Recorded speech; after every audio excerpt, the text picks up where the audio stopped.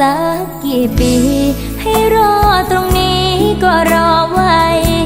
ก็รอมาแล้วตั้งมากมายจะรอเรื่อยไปให้เธอสงสารโปรดจงเห็นใจอย่าตัดเยื่อใยมีต่อกันเพราะความรักที่คงมัน